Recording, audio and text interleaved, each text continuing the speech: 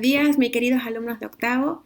Espero que en esta nueva semana se encuentren súper bien, que sigan con salud, que sigan en sus casitas, que sigan cuidándose, que sigan lavándose las manos y que sigan también estudiando un poquito, ¿cierto? Para que podamos ir avanzando de a poquito.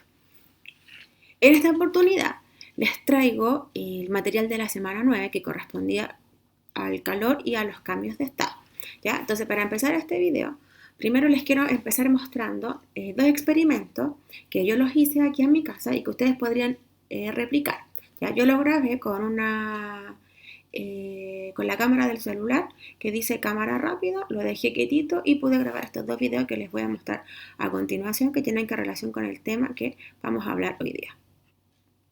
Este es el primer video y como ustedes pueden ver es un hielo derritiéndose. Es un hielo que yo lo puse en mi ventana en la tarde y como ven se está derritiendo completamente.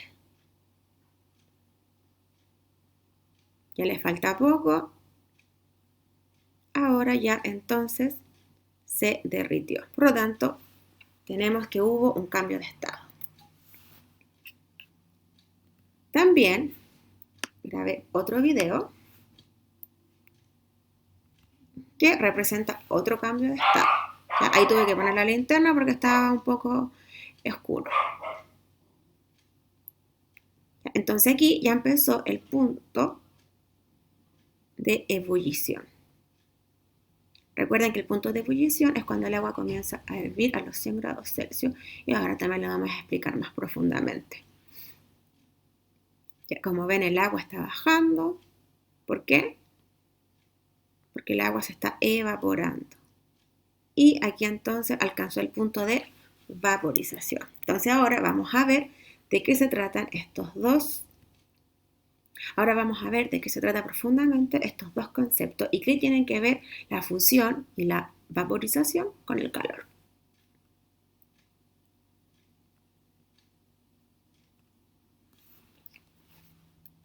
Entonces el objetivo de esa semana era explicar cómo el calor interviene en los cambios de estado de la materia y analizar un gráfico sobre el calor y los cambios de estado. Entonces primero teníamos que saber qué es lo que era el calor latente. Entonces el calor latente es la energía térmica necesaria. Recuérdense que energía térmica es lo mismo que calor para que los objetos o cuerpos cambien de estado. Entonces, cuando vimos el hielo derritiéndose, aquí está actuando el calor, ¿cierto? Y vimos que existían dos tipos de calor latente. Uno, el de fusión, y el otro, el de vaporización. En el calor latente de fusión es cuando los cuerpos cambian de estado de sólido a líquido. Y acá tenemos, ¿cierto?, el claro ejemplo del hielo derritiéndose. El hielo pasó de un estado sólido a un estado líquido que era el agua. Acá también tenemos otro ejemplo que es el oro derritiéndose. Después tenemos el calor latente de vaporización. Y acá teníamos dos ejemplos. La vaporización es cuando los cuerpos cambian de estado de líquido a gaseoso, ¿cierto? O sea, cuando, por ejemplo, el agua se convierte en un gas. Y es el ejemplo que vimos en mi olla, que todo el agua que yo tenía comenzó a ebullir y se convirtió en estado gaseoso. Pero acá tenemos dos puntos. Entonces, el de evaporación. Aquí solamente las partículas superficiales del cuerpo son las que se transforman en estado gaseoso. No todo el cuerpo, en este caso el ejemplo de las termas que yo puse, ya solamente las partículas de arriba están en movimiento y esas son las que se van a convertir en estado gaseoso.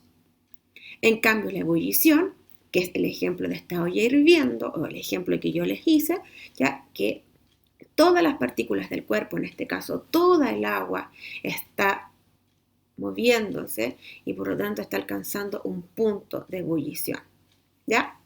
Entonces esa era la diferencia, evaporación solamente las superficiales y la ebullición todo el líquido. Y aquí finalmente llegamos al gráfico, que esto lo habíamos visto cuando pasamos temperatura, pero ahora lo vamos a relacionar ya con el calor. Entonces recordar, calor y temperatura no es lo mismo. Calor es una transferencia de energía y esta transferencia de energía va a provocar que los cuerpos cambien su temperatura, ¿ya? Entonces acá tenemos las fases del agua. Tenemos cuando está sólida, después cuando está líquida y cuando después ya se evapora. Entonces, primero tenían que responder cuáles eran las magnitudes trabajadas en este gráfico. Recuerden que las magnitudes son las variables que están en estudio. En este caso tenemos una variable que es el calor añadido y se mide en calorías por gramo de agua y otra variable que es la temperatura, que está en grados Celsius, ¿ya? Entonces aquí nos muestran cómo va cambiando la temperatura del agua en relación al calor añadido. Entonces, primero nos preguntaban, ¿qué representan las líneas horizontales? Si ustedes se dan cuenta, aquí en la línea horizontal, y acá también, significa que la temperatura aquí tiene 100 grados Celsius, y acá tiene 0 grados Celsius. Entonces, estas rayas nos indican el punto de fusión y el punto de vaporización del agua. Fusión, cuando el hielo se derritió, vaporización, cuando el agua se vaporizó completamente, ¿ya? Entonces, eso representaba las líneas horizontales, el punto de fusión y el punto de vaporización, donde la temperatura se mantiene constante. Después, ¿en qué momento cambia la temperatura del agua al absorber calor? Si vemos en dónde cambia la temperatura, es acá, ¿cierto? Entre este punto y este punto nos cambió la temperatura del agua. Después, entre este punto y este punto nos cambió la temperatura del agua, o sea, cuando era entre 80 y 160 calorías. Y después, en este punto, nos cambió también la temperatura del agua, que es cuando alcanzó las 720 calorías por gramo de agua.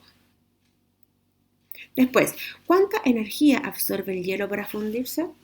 La energía, recuerden que tiene que ver siempre cuando hablamos de calor. Calor o energía térmica es lo mismo. Por lo tanto, para fundirse, que es el punto de fusión, el hielo tuvo que absorber entre 0 y entre 80 calorías por gramo de agua. Y para la vaporización, que es este punto de acá, la línea roja de arriba, es entre 160 o 170 y 720 calorías por gramo de agua. Eso es lo que necesitó entonces el agua para, en este caso, para fundirse, y acá, perdón, el hielo para fundirse, y acá el agua para vaporizarse. Y lo último, ¿por qué la temperatura no cambia en los puntos de fusión y vaporización? ¿Ya? Y esto es súper importante. Recuerden, aquí les hice un recordatorio, ¿ya?